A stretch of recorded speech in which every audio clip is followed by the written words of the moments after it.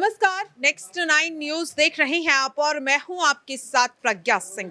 राजस्थान में सियासत एक बार फिर से गर्माती हुई दिखाई दे रही है। इसकी दो वजह है। जहां एक और लगातार सचिन पायलट की नाराजगी बढ़ती हुई दिखाई दे रही है, तो इसी बीच जिस तरह से विधानसभा चुनाव को लेकर अब राजस्थान की सियासत में आम आदमी पार्टी की एंट्री होना, मुख्यमंत्री अरविंद केजरीवाल का सचिन पायलट का नाम लेना, जिसके बाद अब सियासत जो है वो गर्मा तो रही है। अब सवाल ये उठ रहा है कि अरविंद केजरीवाल ने सचिन पायलट का नाम लेकर कहीं ना कहीं अब राजस्थान की सियासत में एक तीसरे फैक्टर को जन्म दे दिया है। सवाल ये उठ रहा है कि सचिन पायलट को लेकर के जो बयान अरविंद केजरीवाल ने दिया है, क्या वो अब इस बात की ओर इशारा कर रहा है कि सचिन पायलट जिन्हें लेकर लगातार नई पार्टी को लेकर के कयास लगाए जा रहे थे, क्या अब अरविंद केजरीवाल के इस बयान के बाद ये माना जा सकता है कि सचिन पायलट को कहीं ना कहीं एक न्योता मिल चुका है आम आदमी पार्टी से? और इसी सवाल को लेकर आज एक बार फिर से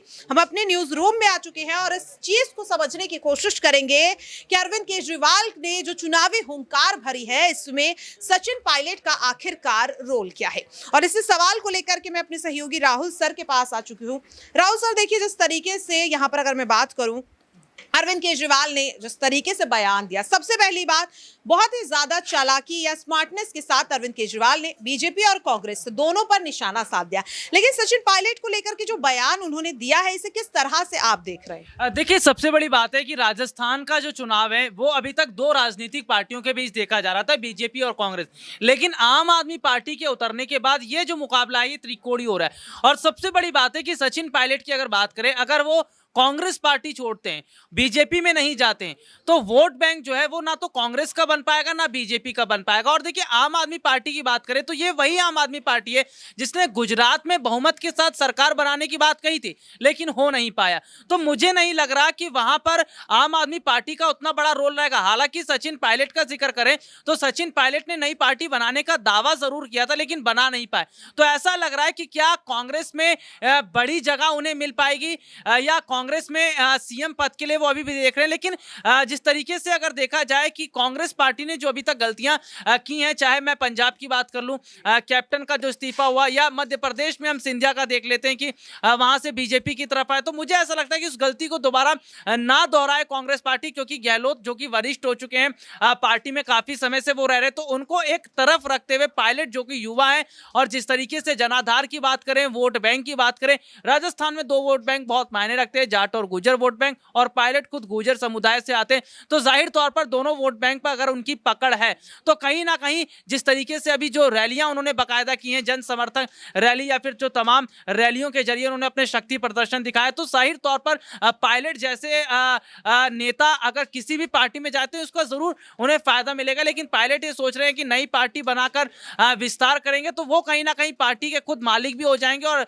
देखा जाए तो एक गेम चेंजर भी वो साबित हो सकते हैं। जी, वाकई में देखिए, ये बहुत बड़ा सवाल है और बहुत बहुत शुक्रिया आपका राहुल सर। देखिए, यहाँ पर सवाल अब ये भी उठ रहा है कि जिस तरीके से सचिन पायलट को लेकर कई तरह के दावे किए जा रहे हैं कि वो नई पार्टी का अगर ऐलान करते हैं, अपनी नई पार्टी बनाते हैं, तो कहीं ना कहीं इसका नुकसान सचिन पायलट को ही होगा। लेकिन कांग्रेस को लेकर के अरविंद केजरीवाल का ये बयान, और कहीं ना कहीं अब अरविंद केजरीवाल के इस बयान को कांग्रेस में हल्के में नहीं लेना चाहिए, क्योंकि ये वही आम आदमी पार्टी है जिसने कहीं ना कहीं पंजाब से कांग्रेस का सुपड़ा साफ किया था। और इसी सवाल को लेकर मैं मानसी के पास आ गई हूं। मानसी, देखिए, जिस तरीके से अरविंद केजरीवाल ने ये बयान दिया सचिन पायलट को लेकर, दोनों ही पार्टियों पर निशाना साधा, लेकिन क्या लग रहा है कि जिस तरीके से भी राहुल सर ने कहा कि आम आदमी पार्टी राजस्थान में वो जगह नहीं बना पाएगी इन चुनाव में, लेकिन ये वही पार्टी है जिसने पंजाब में कहीं ना कहीं कांग्रेस को एक करारी हार कह सकते हैं, यहाँ पर उसका मजा चखाया था। क्या लग रहा है कि अरविंद केजरीवाल को इस बयान को आप किस तरह से देख रही हैं? देखिए, अरविंद केजरीवाल जिस तरीके से छोटे छोटे राज्य करके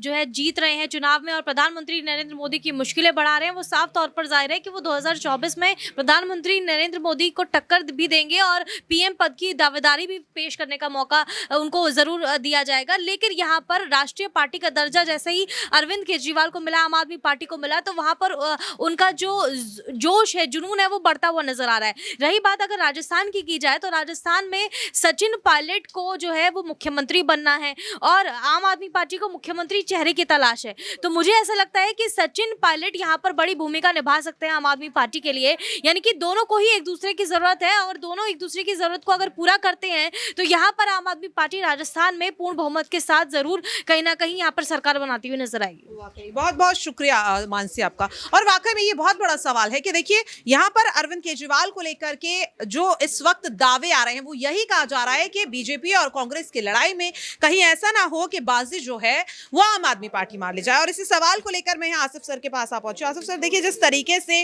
मानसी ने अभी कहा कि बीजेपी और कांग्रेस की लड़ाई के बीच में कहीं आम आदमी पार्टी जो है वो बाजी ना मार ले जाए, और ये जो यहाँ पर अगर मैं बात करूं आम आदमी पार्टी जो एंट्री हुई है इसे किस तरीके से आप देख रहे हैं? क्या वाकई में अरविंद केजरीवाल जो है वो राजस्थान के विधानसभा चुनाव में कोई बड़ा खेल यहाँ पर कर सकते हैं?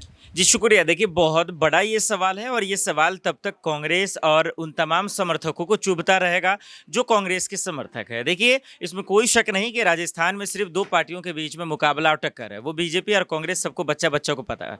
लेकिन जब से गुजरात का चुनाव हुआ और गुजरात में भी कांग्रेस और बीजेपी के बीच में ही टक्कर था, लेकिन जैसे ही आम आदमी पार्टी की एंट्री होती है कांग्रेस की लुटिया डूब जाती है। जो सोचिए 77 के आसपास जो सीटें उनकी रहती हैं, वो उसका आंकड़ा आप जब देखेंगे तो हैरान हो जाएंगे।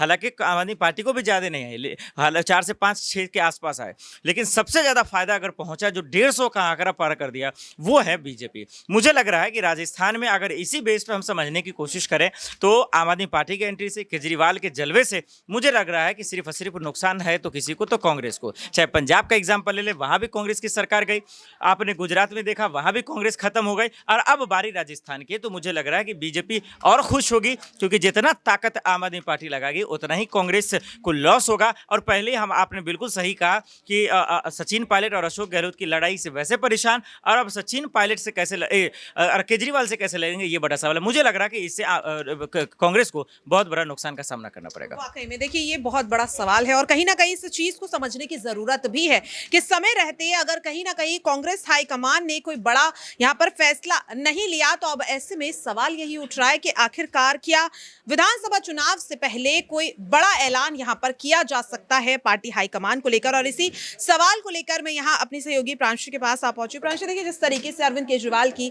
एंट्री के बाद कहीं ना कहीं जाहिर सी बात है कि कांग्रेस की मुश्किलें बढ़ती हुई दिखाई दे रही, क्या लग रहा है विधानसभा चुनाव में जीत हासिल करने के लिए क्या अब पार्टी के हाईकमान को कोई बड़ा और अहम फैसला लेने की जरूरत है?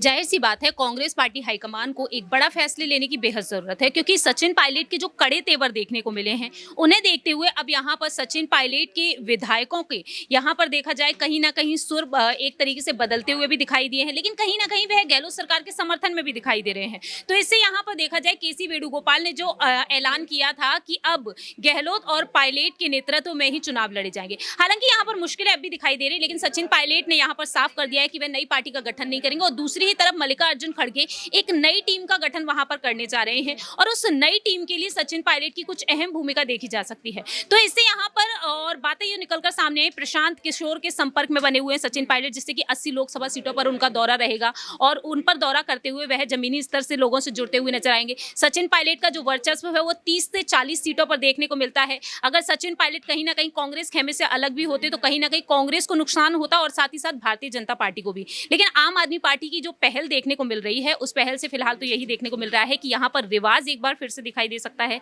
क्योंकि एक बार भारतीय जनता पार्टी, एक बार कांग्रेस पार्टी। लेकिन हाँ, यहाँ पर आम आदमी पार्टी गुजरात के विधानसभा चुनाव में जिस तरीके से खाता खोलने में कामयाब हुई, तो कहीं ना कहीं वो चीजें देखने को मिल सकती हैं, क्योंकि यहाँ पर मोदी, शाह और जेपी नड्डा की जो रणनीतियां हैं वो इस तरीके से फेल होते हुए नजर नहीं आएंगी। तो अब देखते हैं कि आखिरकार जिस तरीके से अरविंद केजरीवाल और हनुमान बेनीवाल एक साथ सुर से सुर मिलाते हुए नजर आए हैं, तो वो सिर्फ और सिर्फ इस वजह से है कि हनुमान बेनीवाल ने एक वक्त कांग्रेस से अलग होकर पार्टी का गठन किया और वही सीख वह पायलट को देना चाहते थे। हालांकि पायलट यहां पर वो सीख लेते हुए नजर नहीं आए हैं। अब देखते हैं कि आखिरकार सचिन पायलट की अहम रणनीतियां आने वाले वक्त में क्या होती हैं। बहुत बहुत शुक्रिया प्रांशी। और वाकई में देखिए, ये सवाल लगातार बना हुआ है और विधानसभा चुनाव तक बना रहेगा। वैसे में देखना यही होगा कि अरविंद केजरीवाल की एंट्री के बाद आखिरकार राजस्थान के विधानसभा चुनाव में किस तरह का असर पड़ता है। क्या वाकई में अरविंद केजरीवाल की जो एंट्री है वो विधानसभा चुनाव में बीजेपी और कांग्रेस दोनों के समीकरण को बिगाड़ने का काम यहां पर करेगी, और क्या सचिन पायलट अब आने वाले समय में कोई बड़ा फैसला लेते हुए दिखाई देंगे या नहीं। फिलहाल के लिए इस खास रिपोर्ट में इतना ही। बाकी ऐसी ही तमाम अपडेट के लिए आप देखते रहें नेक्स्ट 9 न्यूज़। नमस्कार।